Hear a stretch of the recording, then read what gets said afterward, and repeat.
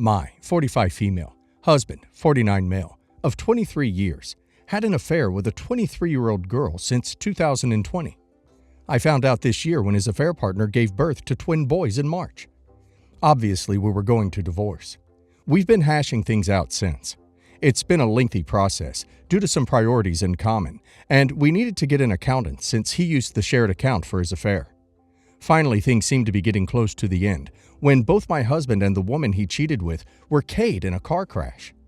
By some miracle, the twin babies were not harmed in the crash. Now they are orphaned, and neither set of grandparents can take them in permanently. My husband's parents are both in assisted living. He has no siblings, and the only aunt that could take them refuses. She's been child-free her whole life. On the woman's side, I'm not sure the details in full, but her parents are also not able to be involved long-term, and the one sister she has lives overseas.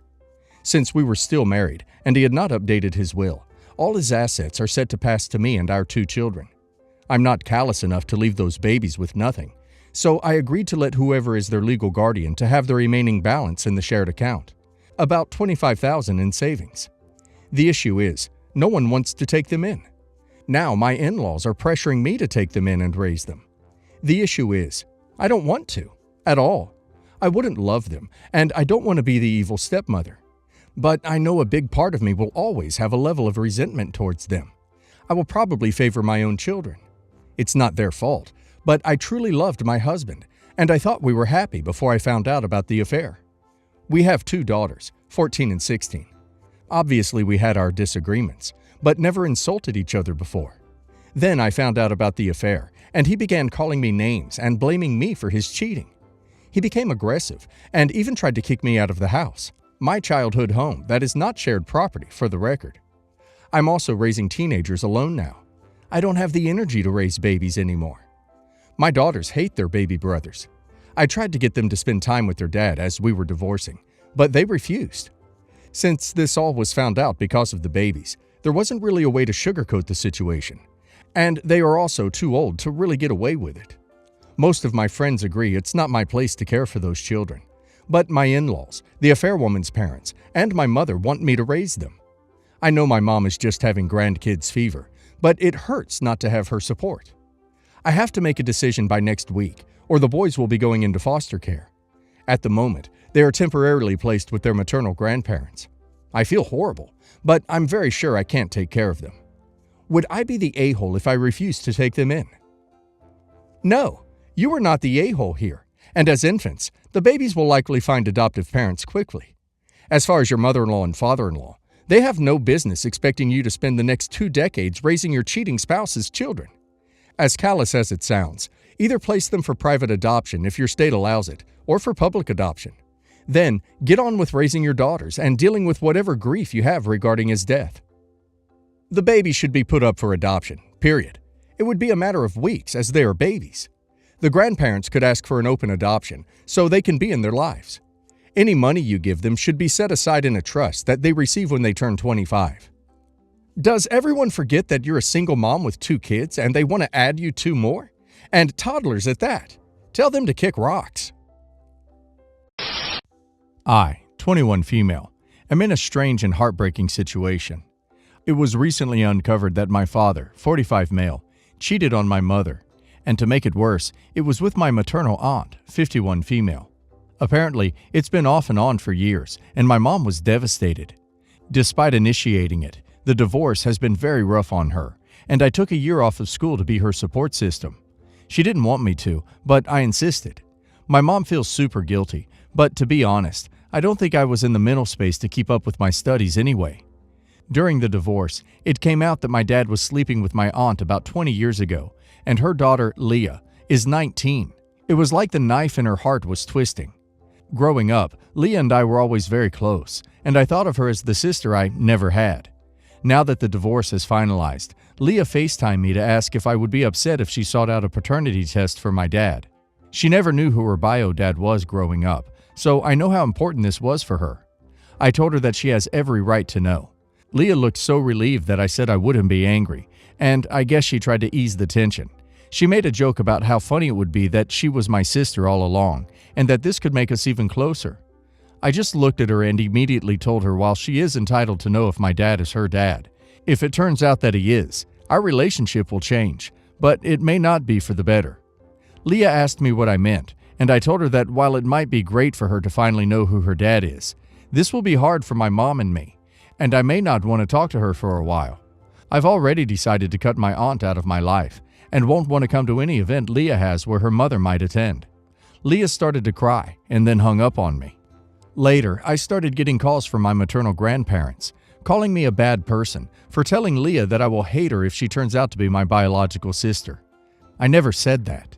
I've also gotten calls from my paternal grandparents, saying that it wasn't right for me to tell Leah what she should or shouldn't do, and that they have a right to know if they have another granddaughter. Again, I never said that she can't do the test. Everyone seems to want me to call Leah back and tell her that no matter what the test says, that I promise to always love and be close to her. However, that is something that I'm not sure I can say. I don't know how I'll feel until it actually happens, and I didn't want to lie to her. Maybe after the shock and pain wears off, I'll be close to her again, or maybe it won't. I don't know. My mom says that I have every right to feel how I feel, and that if there's anyone to blame, that it's my aunt and my dad. I'm starting to feel guilty. So, am I the a-hole for just being honest? Edited to add. As for the people saying how Leah had no control over the circumstances of her birth, I know that. However, that's not going to make the situation any better or hurt any less. I can't help how I feel. I just wanted to be honest with her. Although given how she's responded by getting the family to gang up on me, I'm starting to think I shouldn't be honest with her about anything ever again and start keeping her at arm's length. I'm not saying she doesn't have a right to be upset, but I don't want to have to worry that she'll go tell on me every time that I do something that hurts her feelings. Also, I'm dead serious about not wanting anything to do with her mother anymore. Edited to add. Just to be clear, I'm not talking to my dad either at the moment. I'm not just blaming my aunt. Not the a-hole. Classic case of don't ask questions that you're not prepared to get the answer for. Your feelings are valid, and you just gave her a reality check that if she is the result of your dad cheating on your mom, you're not suddenly going to be overjoyed to have a sister and sit braiding each other's hair. She's not a child. You don't need to baby her. Not the a-hole. You seem like a good person, and you said the right thing. I may not want to talk with you for a while if it turns out we share a dad. That is a perfect response. No doors are shut tight. This is a hell of a thing to take in. You need time to process the results, as does your mom. My only caution would be that if the results are positive to your dad, that you keep an eye on who you are actually angry with. He's the a-hole, not Leah.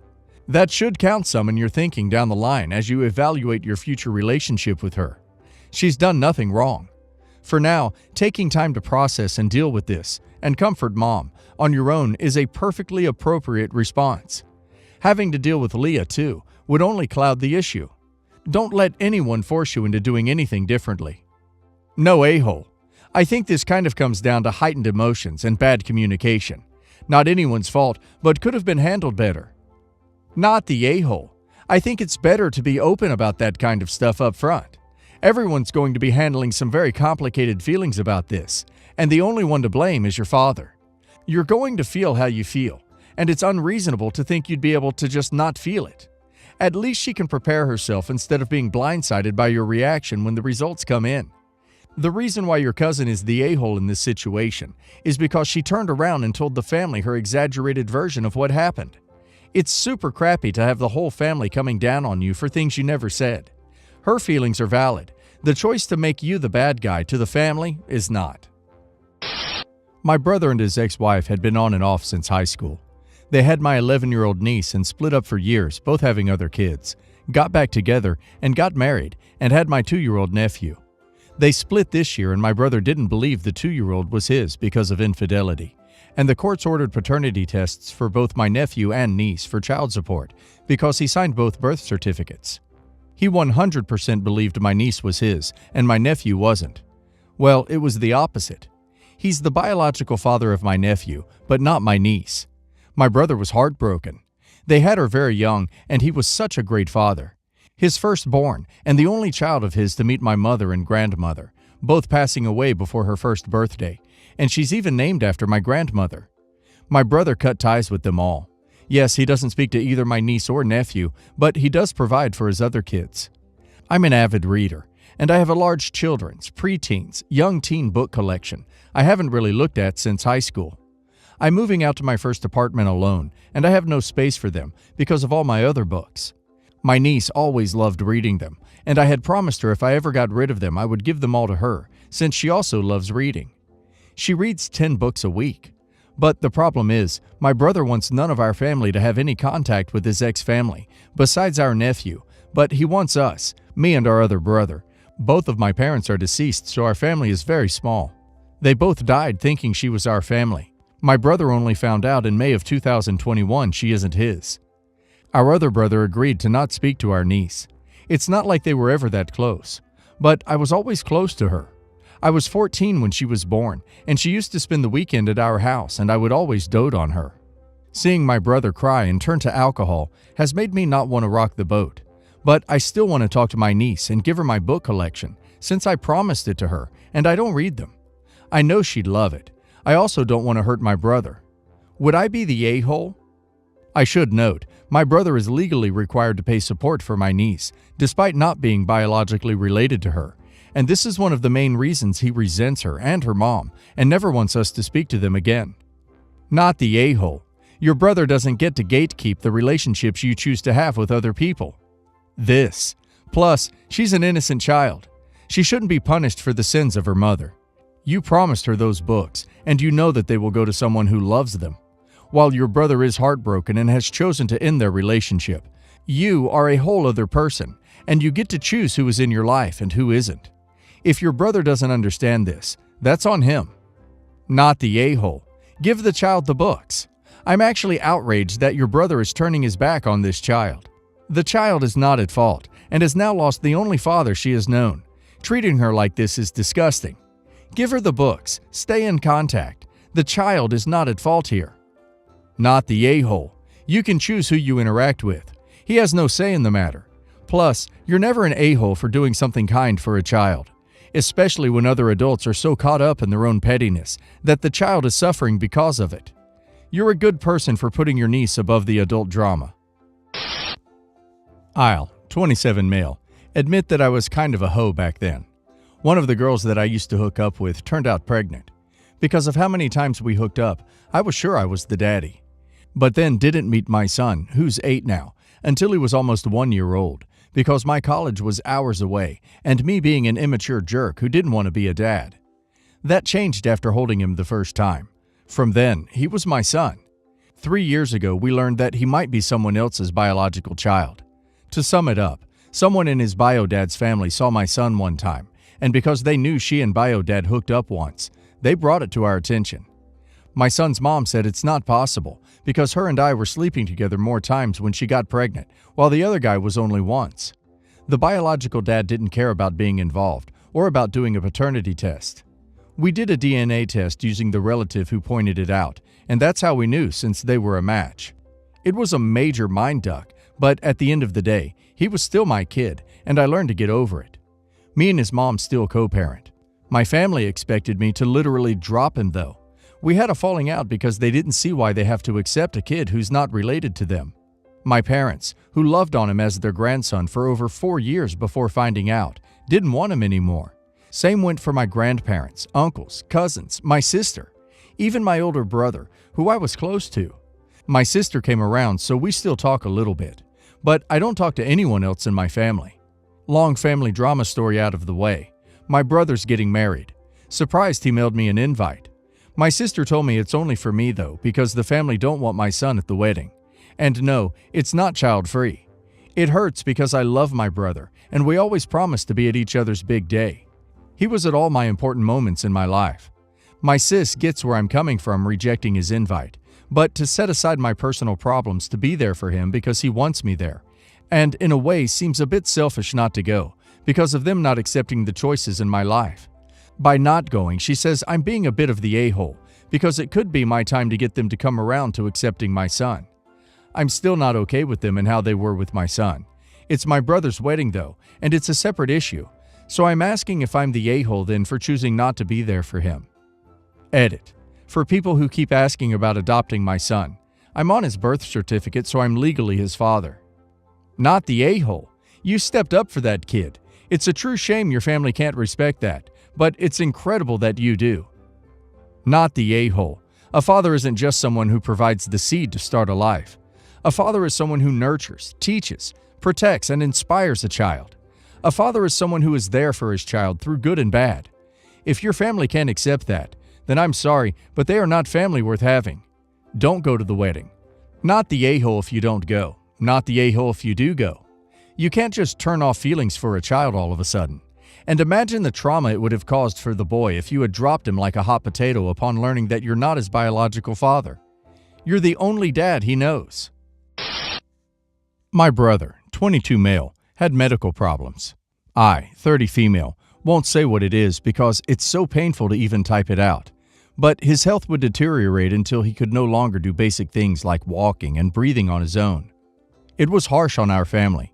We had the financial ability to help him, but his condition was just unable to be helped.